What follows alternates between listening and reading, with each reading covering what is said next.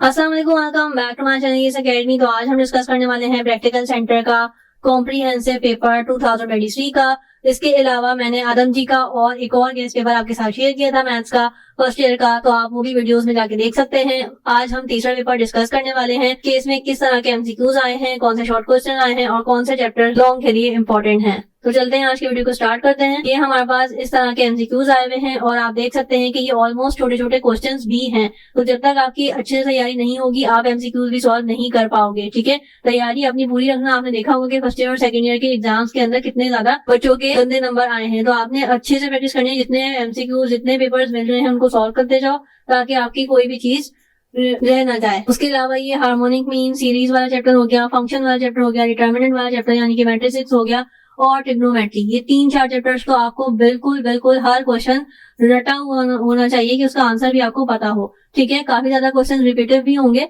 जो कि इंतहाई इंपॉर्टेंट है, तो आपने उन भी नहीं छोड़ना। और उसके अलावा बाकी सारे क्वेश्चन जो आते जा रहे हैं आपने इन वीडियोस को पॉज करके उनको एक एक दिन एक एक पेपर को सॉल्व करना है ताकि आपकी अभी से अच्छी तैयारी हो। एमसीक्यूज के बाद हमारे पास सेक्शन बी आ गया। सेक्शन बी में हमारे पास अगेन इस तरह के क्वेश्चंस हैं और ये क्वेश्चंस आपको प्रैक्टिस से आ जाएंगे। बहुत ही आसान क्वेश्चन होते हैं और छोटे भी होते हैं, तो इनको आपने अच्छे से प्रैक्टिस करना है। उसके अलावा मैट्रिक्स का चैप्टर आपने देखा होगा, ये आज तीसरा पेपर है और तीसरे पेपर में मैट्रिक्स के 2 सवाल आए हुए हैं, तो आप मैट्रिक्स को अच्छे से समझना है। उसके अलावा ये फोर्स वाला क्वेश्चन भी बहुत दफा आता है और ये बहुत ही आसान क्वेश्चन है, आपने इसको भी एक दफा देख लेना है। उसके अलावा अगेन यहाँ पे हार्मोनिक मीन वाले सीरीज वाले चैप्टर्स आपको बहुत दफा मिलेंगे, तो ये आपने अच्छे से क्वेश्चन को सॉल्व करना है। ठीक है, उसके अलावा यहाँ पे हमारे पास मैथमेटिकल इंडक्शन का चैप्टर जो है वो, और उसके अलावा फंक्शन वाला चैप्टर आपने अच्छे से देखना है। नीचे आ जाते हैं तो यहाँ पे हमारे पास ट्रिग्नोमेट्री के क्वेश्चंस हैं जिनको आपने प्रूव करना है। तो ये आपको जब ही आएगा जब आपको इसकी ब्रेकिंग आती होगी, फॉर्मूले आते होंगे, आप इसको 2 मिनट में सॉल्व कर लोगे। प्रूव वाले क्वेश्चन बहुत ही ज्यादा आसान होते हैं।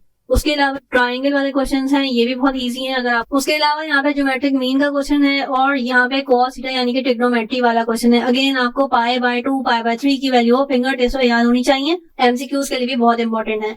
अब बात कर लेते हैं सेक्शन सी की। तो सेक्शन सी में हमारे पास ये क्वेश्चन है जो इम्पोर्टेंट है सेक्शन सी के लिए। उसके अलावा हमने 2 पेपर जो और देखे थे वो सारे भी क्वेश्चन आपने करते जाने हैं।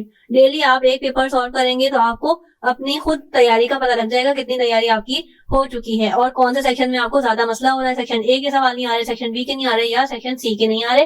तो ये आपने ऑलमोस्ट 1 वीक तक मैथ्स को करते जाना है। डेली एक पेपर सॉल्व करें और उसको फिर चेक भी करते जाएं, तो इस तरह से बर्डन भी नहीं होगा। उसके अलावा हमारे पास जो सेक्शन सी में इंपॉर्टेंट क्वेश्चन है वो ये है।